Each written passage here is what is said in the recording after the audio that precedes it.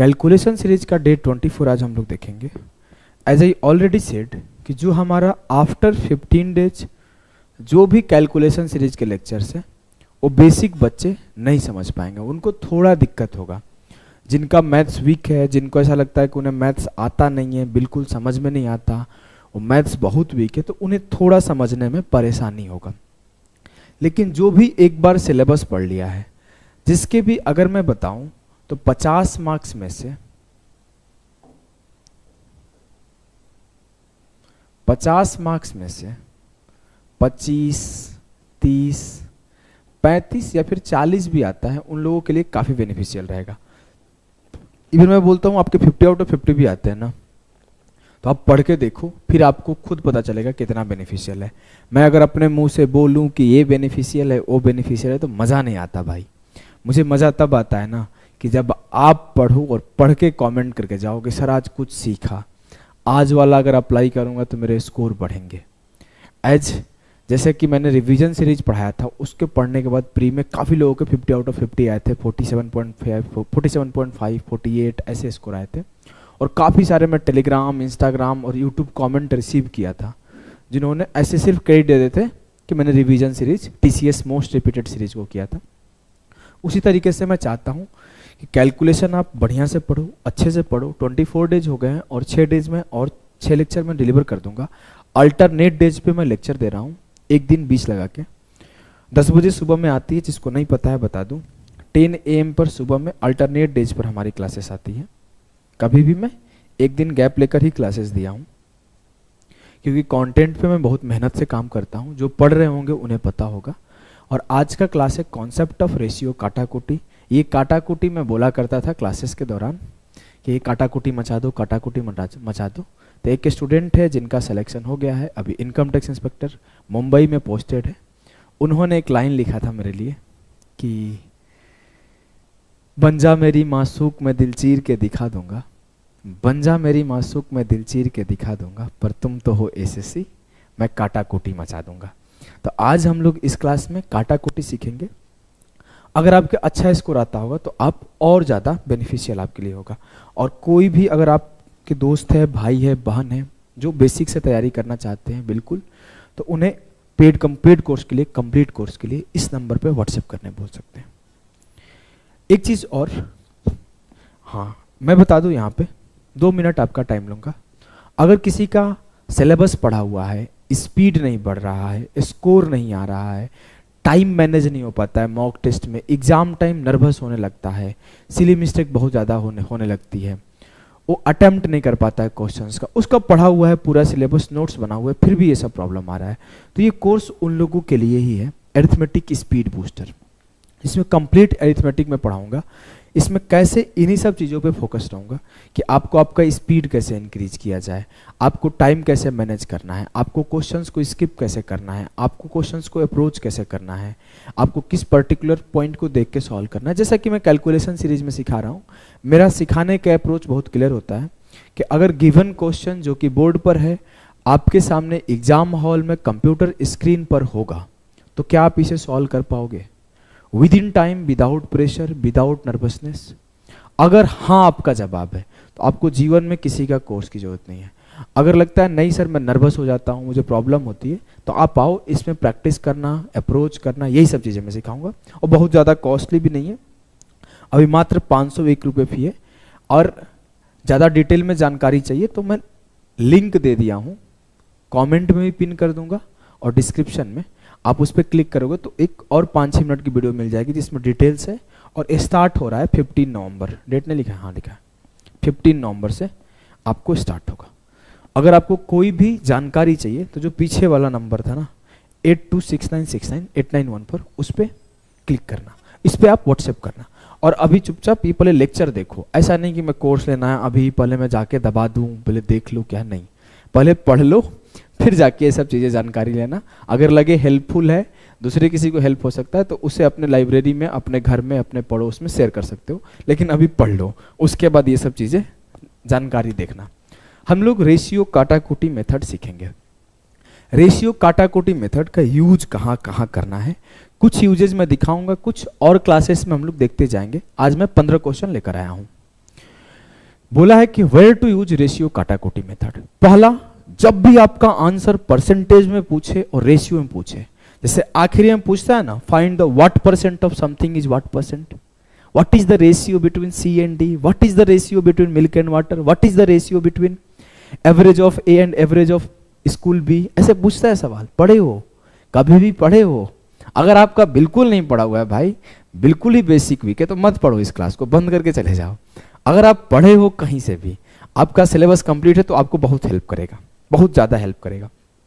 जब भी ऐसे सवाल पूछते हैं ना, find the B's income is what percent of A's income, find the B's average is what percent less than A's average, ऐसे सवाल के आखिरी में सवाल पूछता है। जब सवाल रीड करोगे ना, मैं एक स्टेटमेंट भी देता हूं हमेशा कि री read the question before marking your answer, री read the question before marking your answer. तो उसी तरीके से जब भी आपके क्वेश्चन पढ़ोगे तो वहां पे दिया रहेगा कि इनका बीच का रेशियो बताओ, इनके बीच का परसेंटेज चेंज बताओ, वहां पे रेशियो काटाकुटी यूज हो जाएगा। जब भी आपका डेटा बहुत ज्यादा कैलकुलेटिव दिया रहेगा, वैसे केसेस में रेशियो का यूज होता ही होता है, होता ही होता है। ठीक है जी सर। और जब भी आपकी डेटा को ध्यान से देखोगे तो कोई सर्टेन नंबर से मल्टीप्लाई करके डेटा सेट किया रहेगा। कभी वो 11 से मल्टीप्लाई करके, कभी वो 37 से मल्टीप्लाई करके, कभी वो 0.25 से मल्टीप्लाई करके, कभी वो 0.75 से मल्टीप्लाई करके उस सर्टेन नंबर को जानबूझ के मल्टीप्लाई किया रहेगा, जिससे कि वो पूरा का पूरा सवाल कैलकुलेटिव लगे। उस पर्टिकुलर केस में आपको इसका यूज करना है। अभी हम लोग आने वाले टाइम में एक क्लास देखेंगे कंसेप्ट ऑफ वेटेड एवरेज, जिसमें आपको अभी मैक्सिमम चैप्टर है जिसमें उसका यूज होता है। फिर एक एलिगेशन का एक चैप्टर पढ़ेंगे हम लोग। एलिगेशन का अच्छा यूज कैसे होता है मैं थोड़ा सा पढ़ा दूंगा, बहुत ज़्यादा तो नहीं, मतलब ऐसे बोलूँगा बहुत भौकाली है, लेकिन इतना पता है अगर सीखोगे तो आपके बहुत सारे सवाल जो आप लेंदियर मेथड से कर रहे होंगे उसे आसानी से कर लेंगे। और आज का क्लास भी उतना ही इंपॉर्टेंट है। अगर आपको लगता है इंपॉर्टेंट है तो आप कमेंट करके बताना कैसा लगा। ये 3 पॉइंट आप नोट कर लिए होंगे। सीधे हम लोग सवालों पे मूव करते हैं। आपके सामने पहला सवाल है CGL 2019 का आया हुआ। चलो, बोला है a solid cube of a volume 13,824 centimetre cube is cut into 8 cube of equal volume. The ratio of the surface area of the original cube to the sum of the surface area of 3 of the smaller cube is. एक 13,824 centimetre cube के आयतन वाले एक ठोस घन को समान आयतन के 8 घनों में काटा जाता है। मूल घन के सतह क्षेत्रफल और छोटे घनों में से 3 के सतही क्षेत्रफल का योग का अनुपात क्या है। आखिरी में पूछा है रेशियो क्या है। क्या पूछा है? रेशियो क्या है। ऐसे केसेस में आप इस रियल डेटा का यूज नहीं करोगे, सिर्फ आप रेशियो से ही सॉल्व कर दोगे। अब मेरे से बोला गया है कि एक बड़ा सा क्यूब था जिसका वॉल्यूम 8 था। यार कीड़े बहुत आ गए हैं। जिसके वॉल्यूम 8 था, मैं बोलूं कि ये कोई बड़ा सा क्यूब था,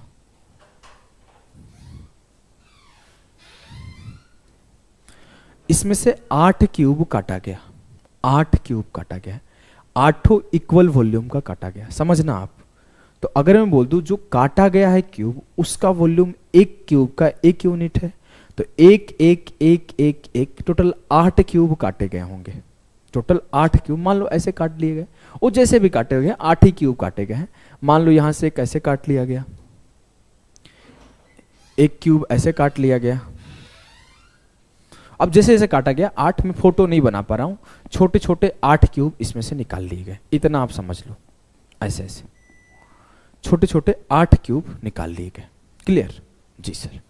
अब अगर 8 क्यूब निकाल लिए गए, बस बस हो गया हो गया हो गया हो गया। अगर 8 क्यूब निकाल लिए गए तो काफी है। 8 क्यूब निकाल लिए गए तो अगर मैं बात करूं कि जो एक बिगर क्यूब होगा और एक स्मॉलर क्यूब होगा, जी हाँ, बिगर क्यूब 8 वॉल्यूम का होगा, 8 यूनिट उसका वॉल्यूम होगा, और स्मॉलर का 1 यूनिट। सर स्मॉलर का 1 यूनिट क्यों ले रहे हो? क्योंकि स्मॉलर टोटल 8 क्यूब होंगे, तो तो एक यूनिट के टोटल 8 क्यूब हो जाएंगे और फिर दोनों क्यूब का वॉल्यूम बराबर हो जाएगा कि 8 का एक बड़ा हो या फिर एक एक करके 8 छोटे हो। और हमेशा वॉल्यूम बराबर होता है जब भी हम लोग रिकास्ट करते हैं दो बड़े बड़े बर्तन को या दो ठोस को कुछ भी करते हैं तो हमारा वॉल्यूम हमेशा सेम रहता है। तो मैं बोला बड़ा वाला अकेले 8 यूनिट का था और छोटे वाले एक एक करके टोटल 8 थे। क्लियर। अब मैं बोला वॉल्यूम अगर ये है तो वॉल्यूम क्या होता है, ए का क्यूब। कोई भी क्यूब का वॉल्यूम क्या होता है, साइड का क्यूब। साइड का क्यूब। अगर वॉल्यूम का रेशियो 8:1 है तो साइड का रेशियो क्या होगा, इसका क्यूब रूट 2:1। अब एक बड़े वाले का जो साइड है वो 2 यूनिट है और एक छोटे वाले का जो साइड है वो 1 यूनिट है। मेरे से पूछा गया है कि the ratio of surface area of original cube. Surface area of original cube क्या होगा, तो पहले सरफेस एरिया क्या होता है 6a²। चाहे वो बड़ा हो चाहे छोटा हो उसका सरफेस एरिया 6a² होगा और जो छोटा वाला होगा उसका भी 6a² होगा। मान लेते हैं कि इसका बड़ा ए साइड है इसका छोटा ए साइड है तो 6 से 6 खत्म। जो उनका सरफेस एरिया होगा वो साइड का स्क्वायर होगा। तो मैं लिखा सरफेस एरिया 2 का स्क्वायर 4:1। बड़े वाले क्यूब और छोटे वाले क्यूब का सरफेस एरिया का रेशियो 4:1 है। लेकिन मेरे से बोला गया है कि आपको सरफेस एरिया बताना है ओरिजिनल क्यूब का और sum of area of 3 smaller cube. अब ये एक स्मॉलर क्यूब का सरफेस एरिया है लेकिन आपको 3 स्मॉलर क्यूब का सरफेस एरिया चाहिए। तो ये 4 यूनिट और ये 1 का 1 है तो 3 का 3 × 1 3 होगा। तो आंसर होगा 4:3। अगर आपको कॉन्सेप्ट पता है तो मैं बोलूंगा इस सवाल को सॉल्व करने में 10 से 15 सेकंड लगेगा। 8:1 वॉल्यूम हुआ, 2:1 साइड हुआ और 2 का स्क्वायर और 1 का स्क्वायर 4 × 3 कर दो, खत्म। 10 से 15 सेकंड लगेगा। लेकिन अगर आपको कॉन्सेप्ट नहीं पता है तो आप वही 13,824 को सॉल्व करते रह जाओगे जो कि 24 का क्यूब है। जो थोड़ा सा क्यूब वाली क्लासेस पढ़ा होगा उसे याद होगा ये 24 का क्यूब है। वो निकालते रह जाएगा कि नए वाले का साइड कितना आएगा, साइड आएगा तो उसका सरफेस एरिया क्या आएगा, टाइम बर्बाद कर देगा। फिर बोलेगा पढ़ा तो सब था, सिलेबस भी पढ़ा था लेकिन सवाल जल्दी नहीं सॉल्व हो रहे हैं। कुछ छोटी छोटी चीज़ें होती है जिसे सीखना होता है। जैसे ये सवाल आपका टीयर 2 2020 में हुआ था, 15 या 16 नवंबर 2019 का सवाल है। सॉल्व करने का कोशिश करो। बोला ए solid metallic cuboid of a dimension 18 × 36 × 72। मान लो ये LBH है, LBH, क्योंकि क्यूबॉइड जो होता है उसका वॉल्यूम होता है L × B × H। अगर मैं यहाँ पे आपको क्यूबॉइड समझा दूँ थोड़ा सा तो मैं आपको समझा देता हूँ। क्यूबॉइड का वॉल्यूम होता है L × B × H और क्यूबॉइड का सरफेस एरिया होता है 2 × LB + BH + HL। क्लियर है ना। मिटा देता हूं, ये याद होगा इसीलिए बोला आपको बेसिक याद होने चाहिए। अब आ जाओ। अब मेरे से बोला उस बड़े से घनाभ को पिघलाया जाता है और सेम वॉल्यूम के 8 क्यूब बनाए जाते हैं। क्यूब का वॉल्यूम क्या होता है, साइड का क्यूब। अब हम लोग यहां तक होल्ड करते हैं। मैं यहां पे क्या करता हूं कि अभी हमें सॉल्व करके साइड निकालता हूं, किसका, क्यूब का। मैं क्या किया, वॉल्यूम कंपेयर कर दिया। अब देखो 18 × 18, 18 दूना 36, 18 चौके 72। 18 से सब कट गए, जी हाँ सबके सब 18 से कट गए। तो जो रेशियो आया मेरा वो क्या आया, 1:2:4। अब मुझे अगर लिखना हो उसका वॉल्यूम तो मैं 18 से काटता हूं। तो वॉल्यूम का यूनिट क्या होता है, वॉल्यूम का यूनिट होता है सेंटीमीटर क्यूब। तो आपको ध्यान रखना है जो यूनिट होगा उसी के अनुसार रेशियो मल्टीप्लाई होगा। यहां सेंटीमीटर था, यहां सेंटीमीटर क्यूब है, तो वॉल्यूम होगा 18 से काटे हो तो 18 के क्यूब से मल्टीप्लाई कर दो और L × B × H। बात को समझ गए, बात को समझ गए। अगर आप 18 सेंटीमीटर तीनों से काटे हो, सेंटीमीटर में काटते हो, लेकिन वॉल्यूम जो होता है सेंटीमीटर क्यूब में होता है। अगर एरिया लिखना होता तो मैं क्या करता, area metre square centimetre square में रहता है तो एरिया के लिए 18 के स्क्वायर से मल्टीप्लाई हो जाएगा। जी हाँ, ये मेरा क्या हुआ, वॉल्यूम ऑफ क्यूब, और ये किसके बराबर होगा? 8 इंटू क्यूब के साइड, मतलब वॉल्यूम ऑफ क्यूब। 8 क्यों? क्योंकि 8 टोटल क्यूब बने हैं और एक क्यूब का वॉल्यूम 1 क्यूब है। 8 से 8 खत्म, साइड ऑफ क्यूब क्या आया? 18। एक क्यूब बराबर 18 क्यूब, ए बराबर 18। अब मेरे से पूछा गया है कि बताओ what is the ratio of total surface area of cuboid. तो क्यूबॉइड का टोटल सरफेस एरिया क्या होता है? 2 into L B plus B H. तो 2 into L into B plus B into H plus H into L. लेकिन sir हमें एक doubt है, हमने इसको 18 से काटा है और सरफेस एरिया क्या होता है? मीटर स्क्वायर या सेंटीमीटर स्क्वायर में, तो हमें इसमें 18 के स्क्वायर से मल्टीप्लाई करना पड़ेगा।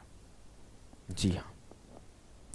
अब मैं बोलूं किससे इसका रेशियो निकालना है? इसका रेशियो निकालना है कि what is the ratio of total surface area of cuboid to the sum of the lateral surface area of all 8 cube. Lateral surface area क्या होता है? लेटरल सरफेस एरिया होता है सिर्फ 4 दीवारी का क्षेत्रफल। जो मैं अगर इस रूम में हूं तो मेरे जो इधर इस साइड है, इस साइड वाल है, 2 वाल, एक सामने का वाल और एक पीछे का वाल, इस 4 वाल का एरिया निकालूंगा तो उसे लेटरल सरफेस एरिया बोलते हैं। मतलब लेटरल सरफेस एरिया होता है 4a स्क्वायर। लेकिन ये 4a स्क्वायर नहीं होगा क्योंकि 8 क्यूब है, तो 8 इंटू 4a स्क्वायर होगा। 8 इंटू 4 और a क्या है? 18 का स्क्वायर। ये क्या है? 4 क्यूब के लेटरल सरफेस एरिया। 18 स्क्वायर से 18 स्क्वायर खत्म।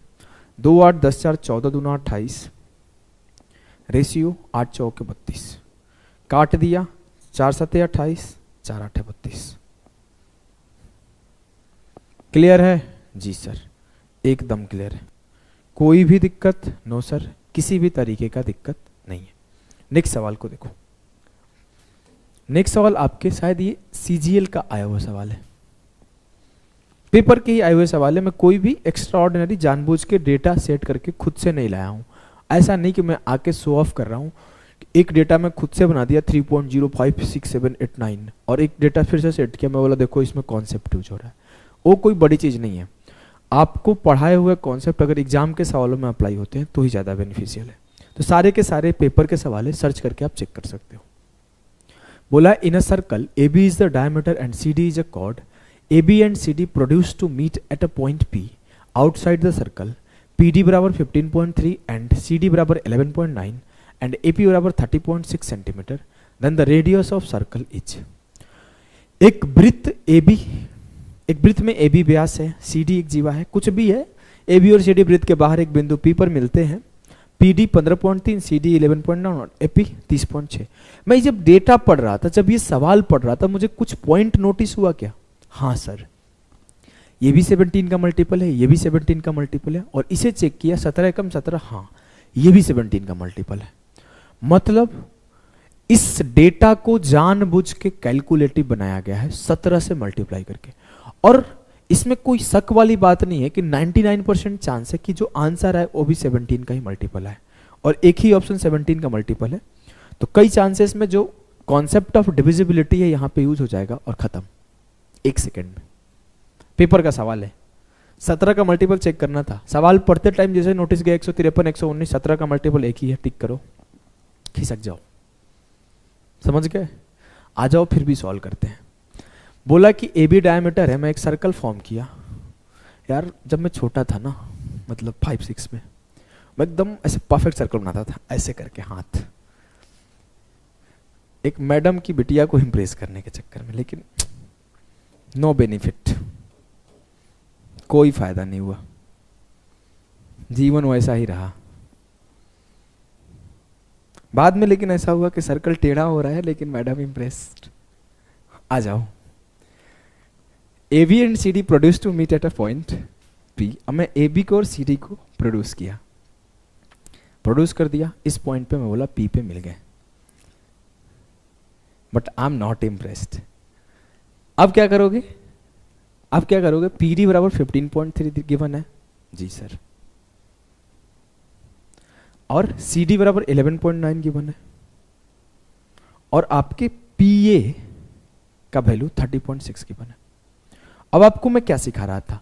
अगर यूनिट सेम है, सेंटीमीटर में काटे हो और सेंटीमीटर में ही आंसर या फिर सेंटीमीटर में जो सॉल्व कर रहे हो आ रहा है, तो सेम नंबर से मल्टीप्लाई करो। अगर यूनिट अलग है तो आपको जिस यूनिट में काटे हो उस यूनिट, जो यूनिट में आ रहा है आंसर, उस यूनिट में मल्टीप्लाई करना होगा। मैं इसको अलग से सिखा दे रहा हूं, थोड़ा सा 2 मिनट टाइम लेके लिख लो। You should careful about unit, you should careful about unit. इस बात का आपको ध्यान रखना है पूरा पूरा। यूनिट जैसे मैं बोलूं कैसे, अगर मैं बोला कि मैं साइड को x से काटा, if you divide the side by x, English वाले लिख लेंगे x से काटा, और मैं एरिया लिख रहा हूं तो एरिया को x स्क्वायर से मल्टीप्लाई करूंगा।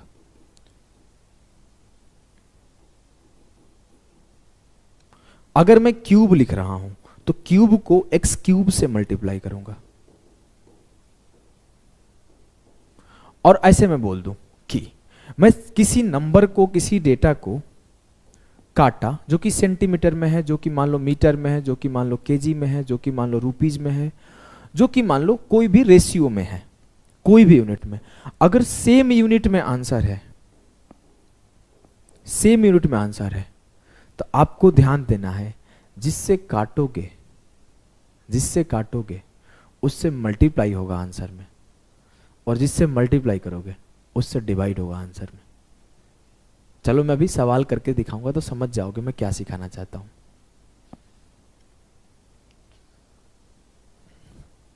अगर मैं बोला यहां पे 11.9 था, 15.3 था, 30.6 था, मैं डेटा को आसान बनाने के लिए सब में 10 से मल्टीप्लाई कर दिया। जैसे ही सब में 10 से मल्टीप्लाई किया तो 11.9 क्या हुआ, 11.9 क्या हुआ, 119 हो गया। क्या यार,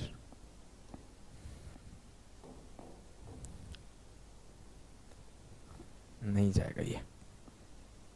मैं सिंपली ऐसे करता हूं, 11.9 क्या हुआ, 119 हो गया।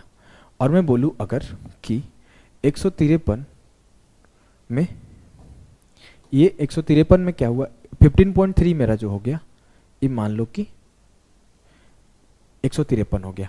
और जो ये 30.6 था ना, ये भी मान के चलो कि 306 हो गया। मैं किया क्या, सब में 10 से मल्टीप्लाई कर दिया।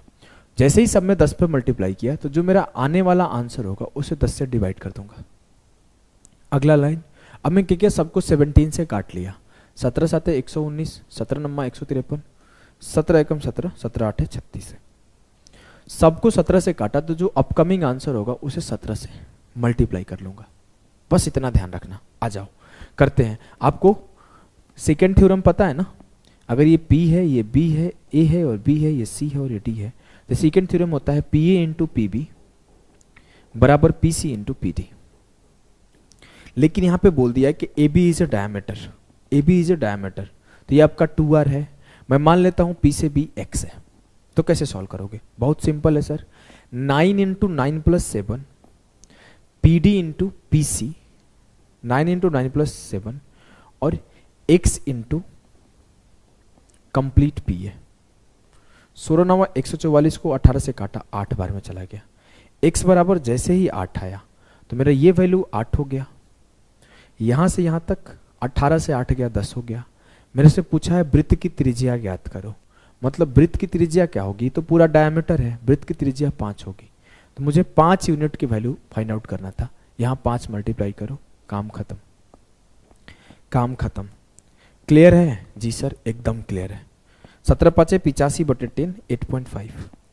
एक सवाल और करो, आई थिंक ये CHSL का आया हुआ सवाल है। चलो देखो, जो PYQ होता है ना, PYQ में 3 टाइप के सवाल आते हैं। एक आता है इजी, एक आता है मॉडरेट और एक आता है टफ। जो आपकी संख्याएं होती है इजी की सबसे ज्यादा होती है, जिससे आपको कम टाइम में करने आना चाहिए। 15 second, 20 second, 30 second on an average इसका टाइम होता है। और जो आपकी मैक्सिमम संख्या, इजी संख्या होते हैं, उसके बाद जो मैक्सिमम संख्या होता है मॉडरेट क्वेश्चन के होता है।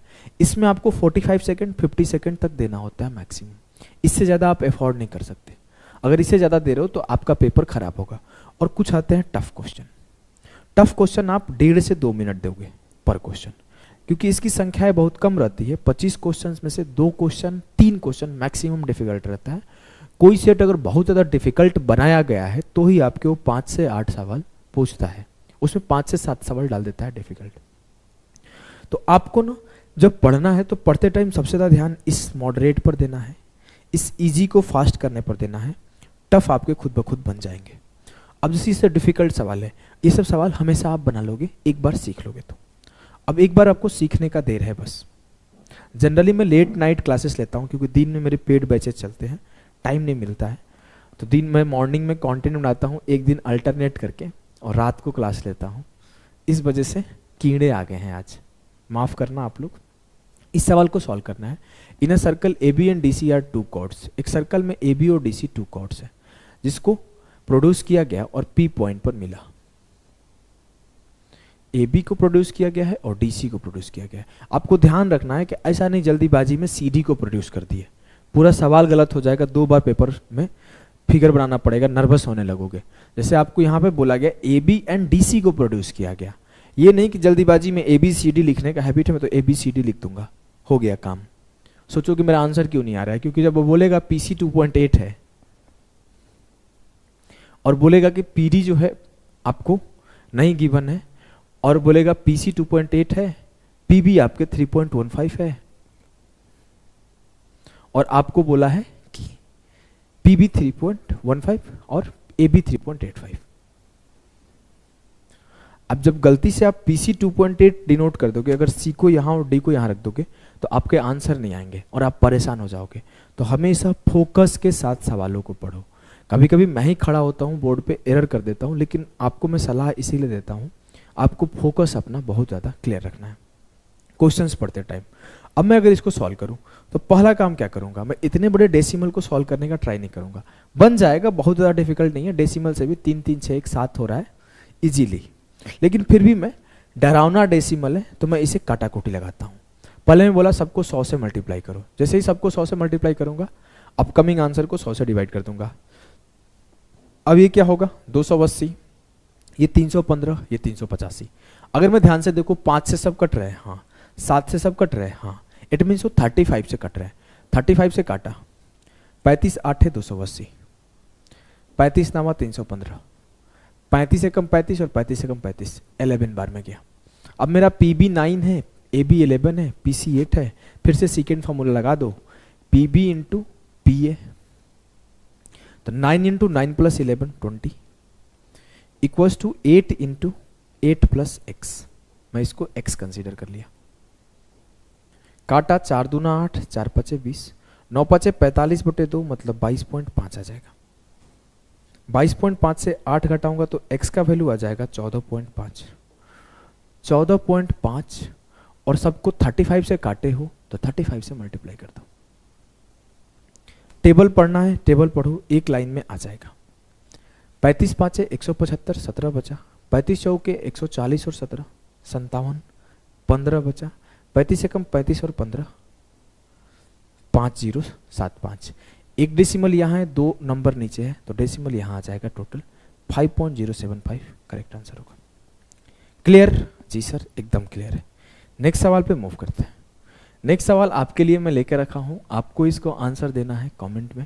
अगर आप यहाँ तक पढ़े हो, अगर आप सॉल्व कर पा रहे हो तो कोशिश करो आंसर दे दो। कई लोग मेरे साथ जो पढ़ते हैं ना, मेरे को पता है, उन लोग कमेंट में आंसर नहीं देते, छोड़ देते हैं। लेकिन मैं अगर आप पढ़े हो तो आई रिक्वेस्ट कि आंसर देकर जाओ। मुझे पता है नहीं देते, नहीं देने वाले अभी भी नहीं देंगे, लेकिन फिर भी मैं सबसे बोल दिया, अपना काम कर दिया। अब देखो ये सवाल है एक CGL का आया हुआ। बोला है कि the area of a field in the shape of a triangle with each side x metre is equal to the area of another triangular field having sides 50 metre, 70 metre, 80 metre. The value of x is closest to. एक त्रिभुज के आकार का एक खेत का क्षेत्रफल है जिसकी प्रत्येक भुजा x मीटर है। अब x मीटर भुजा वाली कोई भी ट्रायंगल है तो समबाहु त्रिभुज, इट मींस इक्विलेटरल ट्रायंगल है, तो उसका एरिया तो √3/4a² होगा। लेकिन ये जो एरिया है वो किसी एक और खेत के एरिया के बराबर है जिसका साइड 50, 70, 80 है। अब इसको देखते ही पहला काम आपको क्या करना है, 10 से सबको काट लो। 10 से काटे हो लेकिन इस साइड को काटे हो, एरिया निकालना है तो 10 के स्क्वायर 100 से मल्टीप्लाई हो जाएगा एरिया।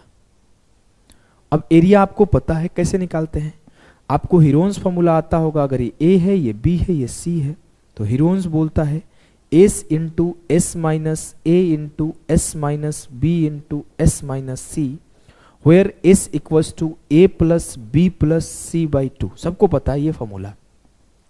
जहां पर एस सेमी पेरीमीटर होता है और आपके ट्रायंगल के साइड एबीसी होते हैं, तो जो एरिया होता है S into S minus A into S minus B into S minus C होता है। लगा दो, भरबली लगाना है, लिख के नहीं लगाना। देखो कैसे लगाते हैं भरबली। 5 + 7 + 8, 7 5 12 8 20, 20 का आधा किया 10 मेरे हो गए semi perimeter. 10 into 10 minus 5 5, 10 minus 7 3 और 10 माइनस 8 2। अगर मुझे इसमें से निकालना है बाहर तो 5 इंटू 2 10, 10 इंटू 10 का स्क्वायर 100 बाहर, 100 का स्क्वायर रूट 10 बाहर आ जाएगा। ठीक है, तो यहां से बाहर क्या आएगा 10, तो ये बनेगा ए स्क्वायर अपॉन 4 बराबर 1000। सर √3 गायब कर दिया। हाँ, यहां एक √3 था, यहां एक √3 था, दोनों से काट दिया। ए स्क्वायर बराबर क्या हो गया 4000। सिंपली 4 इधर लेते क्या, ए स्क्वायर बराबर 4000 है तो ए बराबर क्या आएगा। सर ए बराबर कुछ भी आए इतना पता हो 63 और 64 के बीच में आएगा, आंसर ऑप्शन भी होगा। इतना तेज कैसे किए। अगर आपको स्क्वायर और स्क्वायर रूट का क्लास नहीं देखा हुआ है जाके देखो, मैं इसको तब भी एक और तरीका से सिखा देता हूँ, वहां पे तो और ज्यादा अच्छा तरीका सिखाया हूँ। 4000 जो है वो किसके स्क्वायर रूट के बीच में है। सर 63 का स्क्वायर होता है 39, कितना होता है 39 69, 39 69 सही तो लिख रहा था। और 64 का स्क्वायर होता है 4096, इन दोनों के बीच में है 4000, मतलब इसका स्क्वायर रूट 63 पॉइंट समथिंग कुछ भी होगा। एक ही ऑप्शन है, टिक करके निकल जाओ। तो साइड ऑफ ट्रायंगल जिसका एक साइड है उसका 63.2 जो होगा साइड होगा। क्लियर जी सर। आ जाओ एक अगले सवाल को करते हैं। एवरीथिंग इज ऑल राइट जी सर, कोई डाउट नहीं है। No sir. ये सवाल है A right circular solid cone of a radius 3.2 cm and height 7.2 cm is melted and recast into, याद रख लेना recast ऐसा वर्ब है, कास्ट, रिकास्ट, ब्रॉडकास्ट, टेलीकास्ट पढ़े हो ना, कट, ये सब ऐसा वर्ब है जिसमें ईडी नहीं लगता, इसका थर्ड फॉर्म में। इसी वजह से यहाँ मेल्टेड है, यहाँ पे रिकास्ट है। अगर रिकास्टेड लिखा हुआ आ गया तो गलत है, ये कॉमन एरर का सवाल है इंग्लिश का। Recast into a right circular cylinder of a height 9.6 cm. What is the diameter of the base of the cylinder? अब देखो इस सवाल में यहाँ पे पॉइंट पॉइंट पॉइंट देके क्या दिखाना चाहता है, कुछ नहीं सर, सिंपल सी कहानी है, 8 से सबको काट लूंगा। आंसर के 99% चांस है कि वो 8 का मल्टीपल आएगा। देखो एक ही ऑप्शन 8 का मल्टीपल दिख रहा है, चांसेस है कि यही आंसर हो। पेपर का सवाल है भाई, चेक करके सर्च करके देख लो, किसी पे डेट लिखा हुआ है किसी पे नहीं लिखा हुआ है, लेकिन सारे के सारे पेपर का सवाल है। आ जाओ सॉल्व करके देखते हैं। मैं क्या किया, सारे के सारे ऑप्शन में पहले 10 से मल्टीप्लाई किया, फिर 8 से काट दिया। तो 10 से मल्टीप्लाई किया हूं तो आने वाले अपकमिंग आंसर में 10 से डिवाइड करूंगा, और सबको 8 से काटा हूं तो आने वाले अपकमिंग आंसर में 8 से मल्टीप्लाई करूंगा। ठीक है, सबको 10 से मल्टीप्लाई किया हूं तो अपकमिंग को 10 से डिवाइड कर रहा हूं, सबको मैं 8 से काटा हूं तो आने वाले में 8 से मल्टीप्लाई करूंगा। अब मेरे लिए ये क्या है 4, मेरे लिए ये क्या है 9, मेरे लिए ये क्या है 12। मेरे से बोला है कि एक सर्कुलर सॉलिड कोन है, कोन का वॉल्यूम क्या होता है 1/3 पाई आर का स्क्वायर इंटू एच, और ये बोल रहा है ये बराबर होगा एक सर्कुलर सिलेंडर के। सिलेंडर का वॉल्यूम क्या होता है पाई आर स्क्वायर जो कि नहीं पता है इंटू एच जो कि पता है। मैं क्या किया 12 से काटा 12 बार में चला गया, 3 से काटा 4 बार में चला गया, पाई से पाई काटा, आर स्क्वायर बराबर 4 तो आर बराबर 2, यहाँ पे 2 से मल्टीप्लाई कर दो, 2 8 16। ओरिजिनल रेडियस 1.6 है, लेकिन मुझसे पूछा गया है डायमीटर बताओ, 1.6 का 2 गुना हो जाएगा 3.2। क्लियर है जी सर, एकदम क्लियर है, कोई दिक्कत नहीं, कोई दिक्कत नहीं है। चलो आ जाओ एक दो, अब एरिथमेटिक की तरफ चलते हैं। कब से एडवांस ही चल रहा था, कुछ लोग को पाचन क्षमता खराब हो जाता, खाली एडवांस एडवांस सवाल था, है ना। आ जाओ एरिथमेटिक पढ़ लेते हैं। क्या है सवाल? By selling an article for RS 425.25 there is a loss of 5.5%। If the same article is sold for 465.75 then what is the profit percent. एक वस्तु को 425.25 रुपये में बेचने से 5.5% की हानि होती है। यदि उसी वस्तु को 465.75 रुपये में बेचा जाता है तो लाभ प्रतिशत क्या है? पहला काम क्या करोगे, दोनों का रेशियो लो, 425.25 और 465.75। ठीक, मैं डेसिमल दोनों को उड़ा दिया अपने मन में, मतलब दोनों के डेसिमल को उड़ा दिया, रेशियो ही ले रहा था, दोनों डेसिमल उड़ा दिया। काटा कोटी शुरू करते हैं। 25 से पहले काटते क्योंकि 25 लास्ट 2 डिजिट काट रहा है।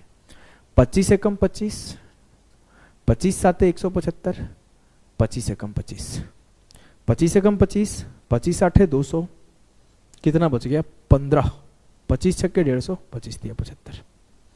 9 से कट रहा है, 6 3 9, 8 1 9, 7 2 9, 9 से काटो, 9 2 9 18, 9 7 63, फिर से 9 से कट रहा है, ये 23 9 207। इसको देखते हैं, 9 2 9 18, नहीं भाई 9 2 9 18 कहाँ से, 9 1 9, 9 8 72, 9 21 9 89, 9 से कट रही भी, 9 से दोनों कटा, ये 21 9 89, ये 23 9 207। मतलब जो उनका सेलिंग प्राइस है वो 21:23 में है। मेरे से बोला गया है जो 21 यूनिट में बेचा गया है उसमें 5.5% का लॉस है। 5.5% लॉस होने का मतलब क्या है सर? 100% सीपी होगा, उससे 5.5 पीछे चले जाओ, मतलब 94.5% में बेचा जा रहा होगा। जी हाँ, तो 23% का मतलब निकाल लो, या फिर ऐसे करो, ये कितना ज़्यादा है, 2 ज़्यादा है, तो मैं काम करता हूँ 21 से काटा, 21 चौक 84, 21 पाँचे 105, 1 यूनिट बराबर है 4.5 के, तो 2 यूनिट किसके बराबर होगा? 2 यूनिट बराबर होगा 9 के, होगा ना, 2 यूनिट बराबर होगा 9%। मैं 21 में 2 जोड़ देता हूं, तो 94.5 में 9 जोड़ दिया, 94 9 103, 103.5%। आप ऐसे भी कर सकते थे कि 23 में सीधा सीधा 4.5 से मल्टीप्लाई कर देते तो भी आपका 103.5 ही आता, ऐसा नहीं कुछ हो रहा था। तो जब वो 23 यूनिट पे सोल्ड कर रहा है तो उसे सीपी का 103.5% आ रहा है, सीपी 100% होता है, उससे 3.5% ज्यादा आ रहा है, तो प्रॉफिट होगा 3.5%। क्लियर है? जी सर, बस इसमें रेशियो ही तो काटना था। पेपर का आया हुआ सवाल है सिलेक्शन पोस्ट का। देखो एक और सवाल पेपर का आया हुआ, लेटेस्ट पेपर का, ये तो 2022 या 23 का ही सवाल है ये, आई थिंक ये 23 का आया हुआ सवाल है, CHSL या CGL का। सॉल्व करके आंसर इसका कमेंट करना, सेम कॉन्सेप्ट पर है, इन दोनों का रेशियो देखना है और सॉल्व करना है। आंसर आना चाहिए कमेंट में भाई, अगर पढ़ने वाले बच्चे हो तो करके जाना। आ जाओ थोड़ा एवरेज के सवाल कर लेते हैं एक तो। चलो, बोला the average score in mathematics of 90 student of section A and B together is 49। The number of student in A was 25% more than that of B and the average score of the student in B was 20% higher than that of the student in A. What is the average score of the student in A? क्या बोला है? A में कितने बच्चे हैं, मैं बोलूँ कि A में कितने बच्चे हैं और B में कितने बच्चे हैं। यहाँ पे स्टूडेंट लिखता हूँ मैं। बोला है A was 25% more than that of B. It means अगर B 4 होगा तो A 5 होगा, क्योंकि 25% का मतलब क्या होता है सर? 1/4। तो अगर B में 4 बच्चे होंगे तो एक ज्यादा A में 5 बच्चे होंगे। अब ये लिखना पड़े तो मेरी तो मजबूरी बर्बाद हो जाएगी, मेंस का क्लास नहीं रह जाएगा। अब बोला है कि the average score of the student in B was 20% higher than that of A। यहाँ पर एवरेज लिख दो, B का जो एवरेज है वो A से 20% ज्यादा है। इट मीन्स अगर A का एवरेज 5 यूनिट है तो B का एवरेज 5 1 6 है, क्योंकि 20% का मतलब होता है 1/5। अगर ये 5 है तो ये 1 ज्यादा 6 है। वेटेड एवरेज पढ़े हो थोड़ा सा भी, अगर नहीं पढ़े हो टेंशन नहीं लो, एक क्लास कैलकुलेशन सीरीज में ही वेटेड एवरेज का मैं दूंगा। वेटेड एवरेज का यूज ऑलमोस्ट एवरी चैप्टर में है। अगर मैं वेटेड एवरेज निकाल दूं, 5 5 25, 4 6 24, 25 और 24 49 अपॉन टोटल स्टूडेंट 5 4 9, मेरा जो एवरेज आया 49/9 यूनिट आया, बट ओरिजिनल एवरेज क्या है 49। तो एक यूनिट बराबर हो गया 9 के, तो मुझसे पूछा गया कि ए का एवरेज बताओ, तो ए का एवरेज 5 यूनिट है, 9 5 45। अगर पूछा जाता कि बी का एवरेज बताओ तो 9 6 54। मुझे इस डेटा का यूज करना पड़ा क्या? नहीं। हो गया ना? हाँ। कोई दिक्कत? No sir. कोई कंफ्यूजन? No sir.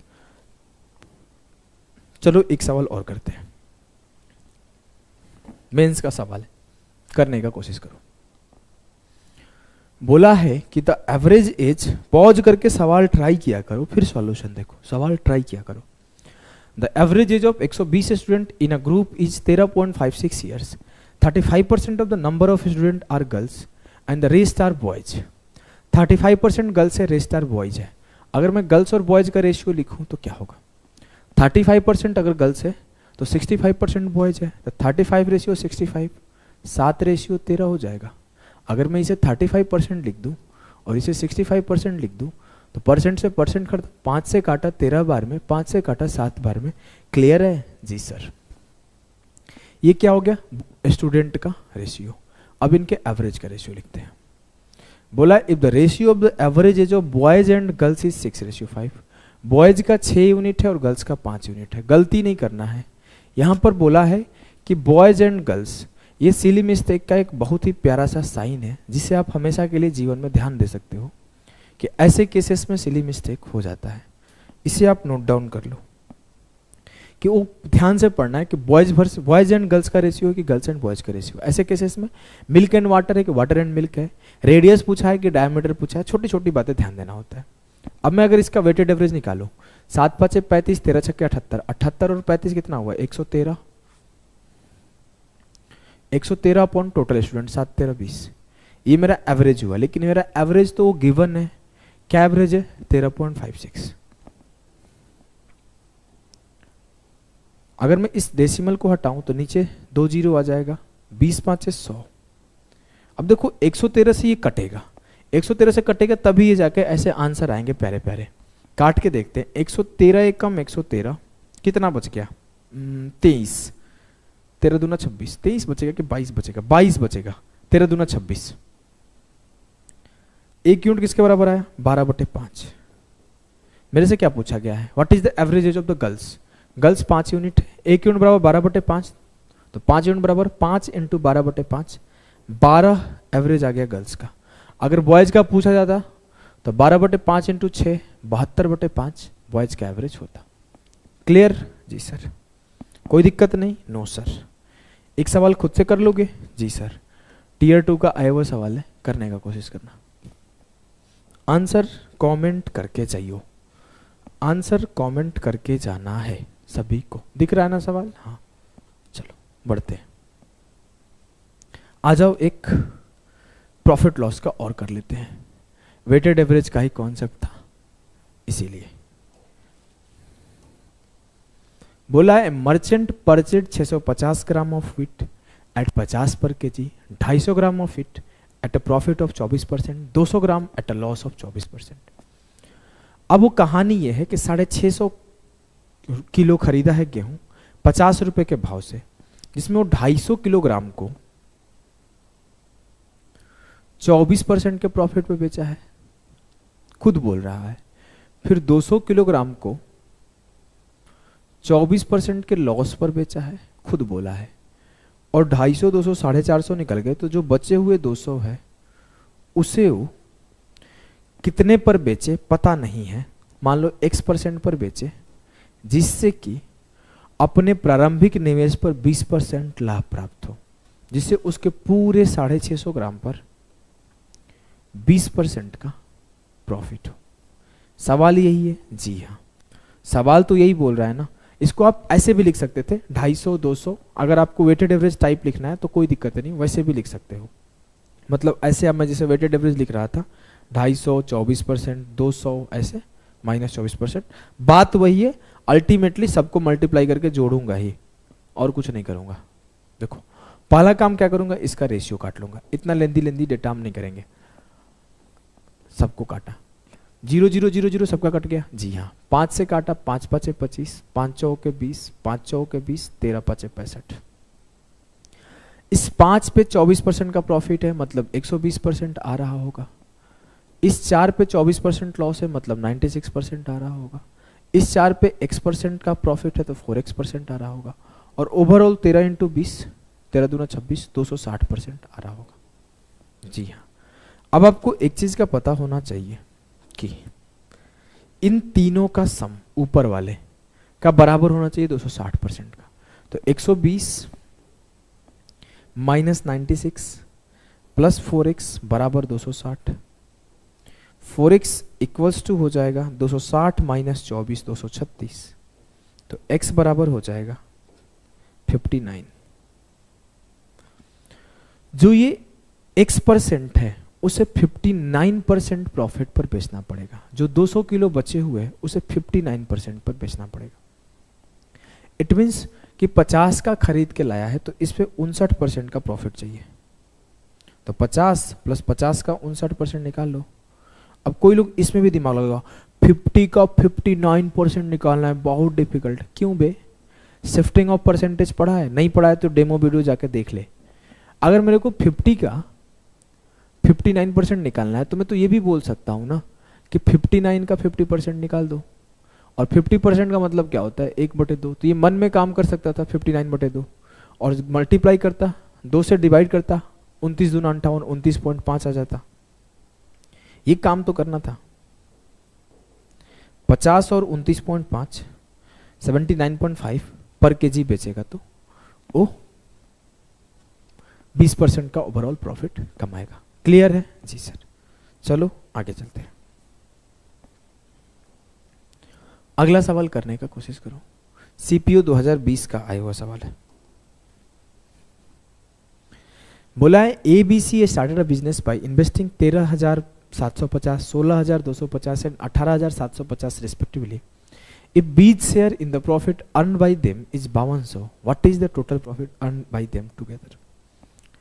अगर ये आपको इतना तो पता है ना कि इन्वेस्टमेंट इनटू टाइम बराबर प्रॉफिट का रेशियो होता है।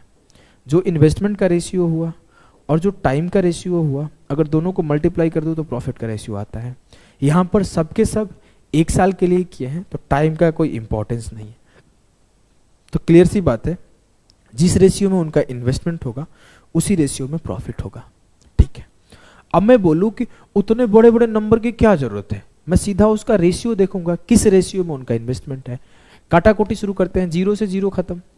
25 से सबको काटो, 25 से काटा इसको तो ए आ जाएगा। 25 5 125, 25 5 125। अब मैं बी को काटता हूं, इसको 25 छक्के 150, 25 5 125। अब मैं सी को काटता हूं, 25 7 175 और 25 5 125। एक बार और 5 से काटो सबको, 11 5 55, 13 5 65, 15 5 75।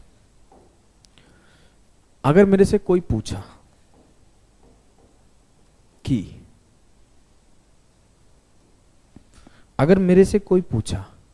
कि एबीसी का इन्वेस्टमेंट का रेशियो क्या है तो 11:13:15।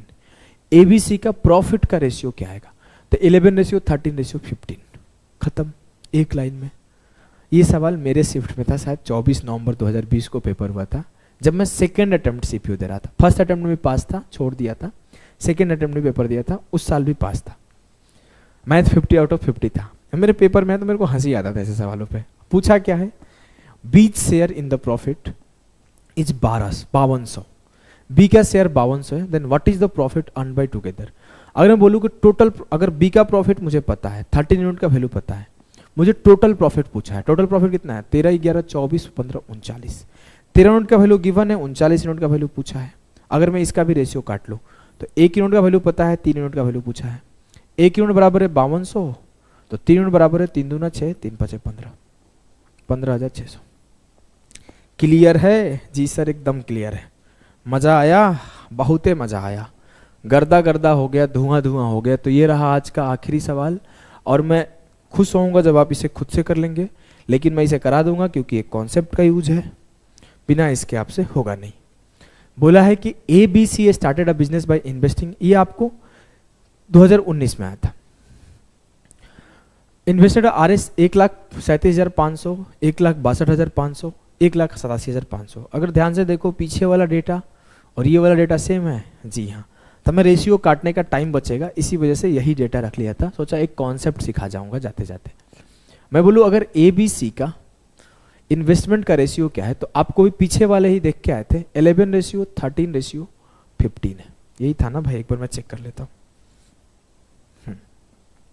इन तीनों को मैं रेशियो काट दिया तो 11:13:15 आ गया। ठीक है, अब मेरे से बोला गया कि A is a working partner and gets 20% of the profit as working allowance and remaining is distributed in the proportion of their investment. अब ए वर्किंग पार्टनर है तो उसको 20% मिलेगा टोटल प्रॉफिट का, उसके बाद जो बचा हुआ है उनको बांट दो सब में। और बोला गया अगर टोटल प्रॉफिट इतना है तो टोटल प्रॉफिट तो हमेशा इतना ही रहेगा, 11 + 13 + 15, 15 10 25 3 मतलब 39। टोटल प्रॉफिट हमेशा 39 ही रहेगा। लेकिन पूछा गया सी का प्रॉफिट क्या होगा। अब जब ए को टोटल का 20% मिला होगा, इसका मतलब क्या है, ध्यान से सुनना। ए इज अ वर्किंग पार्टनर और ए को टोटल प्रॉफिट का 20% मिलने का मतलब क्या है कि ए को खुद के प्रॉफिट का भी 20% हिस्सा मिलेगा, बी के प्रॉफिट का भी 20% हिस्सा मिलेगा, सी के प्रॉफिट का भी 20% हिस्सा मिलेगा, या फिर बोलो टोटल का 20% मिलेगा। तो मुझे इसको उल्टा देखना है, सी का भी 20% मिलेगा, बी का भी 20% मिलेगा, खुद का भी 20% मिलेगा। मतलब जितना सी को मिलना चाहिए था उतना नहीं मिलेगा, सी को जितना मिलना चाहिए था उसका 80% मिलेगा। जी हाँ, तो सी को 15 मिलना चाहिए था लेकिन 20% इसका ए ले लेगा तो इसका 80% इसे मिलेगा। 15 का 80%, 15 8 120 12। मुझे टोटल प्रॉफिट पता है और मुझे सी का हिस्सा बताना है। मुझे 39 यूनिट का वैल्यू गिवन है, मुझे 12 यूनिट का वैल्यू बताना है। यही करना है ना? हाँ, 3 से काट लो, 13 × 3 = 39, 3 × 4 = 12। 13 यूनिट का वैल्यू गिवन है 219375 और 4 यूनिट का वैल्यू पूछा है। काटो, 13 × 13 8 बच गया। हाँ, 13 × 6 = 78, 13 8 104, 13 7 91, 13 5 65। 1 यूनिट का वैल्यू 16875 आया। चलो ठीक है, लिख दिया हूँ। 1 यूनिट का वैल्यू 16875 है तो 4 यूनिट का वैल्यू इसमें 4 से मल्टीप्लाई कर दो। 75 चौके 300, 4 8 32 और 3 35 की 5, 3 बचा, 16 चौके 64 और 3 67। Option C 67,500 will be the correct answer. मजा आया, बहुत मजा आया। तो आज का सेशन यहीं पे एंड करते हैं और आप लोगों को बता दूं कि हमारा अरिथमेटिक स्पीड बूस्टर जो कि पूरा का पूरा अरिथमेटिक मैथ के फोकस होगा। जो भी मेरे भाई, मेरे बहन, मेरे दोस्त, मेरे यार तैयारी कर रहे होंगे, जिनका भी सिलेबस पढ़ा हुआ होगा फिर भी मार्क्स नहीं आ रहे होंगे, स्पीड नहीं बढ़ रहा होगा, एक्यूरेसी नहीं बढ़ रहा होगा, टाइम नहीं मैनेज हो पा रहा होगा, पेपर अटेम्प्ट करने में दिक्कत हो रहा होगा, मॉक टेस्ट में नर्वस होने लग रहे होंगे, सवाल सॉल्व करने में दिक्कत हो रही होगी, सवालों को अप्रोच करने में दिक्कत हो रही होगी, तो क्या अप्रोच में सिखाता हूँ, कैसा सिखाता हूँ, इतनी सारी क्लासेस पढ़ी है। इसे देख के आप तो समझ ही गए होंगे कि मेरा पढ़ाने का टेक्निक क्या है, पढ़ाने का तरीका क्या है। मेरा सिर्फ एक ही तरीका है कि अगर आप एग्जाम हॉल में हो और आपके सामने गिवन सवाल है तो इसे आप कितने सेकेंड में बिना प्रेशर के, बिना नर्वस हुए कर रहे हो। मैं अपने स्पीड बूस्टर में यही सिखाऊंगा कि आप कैसे सवालों को अप्रोच करें, कैसे सवालों को जल्दी से सॉल्व करें। डिस्क्रिप्शन में और कमेंट में लिंक डाल दूंगा, जाके इसे देख लेना कैसे क्या चीज़ें चलेगी। 15 नवंबर से स्टार्ट है। अभी इसका फी हम लोग 500 एक रखे हैं।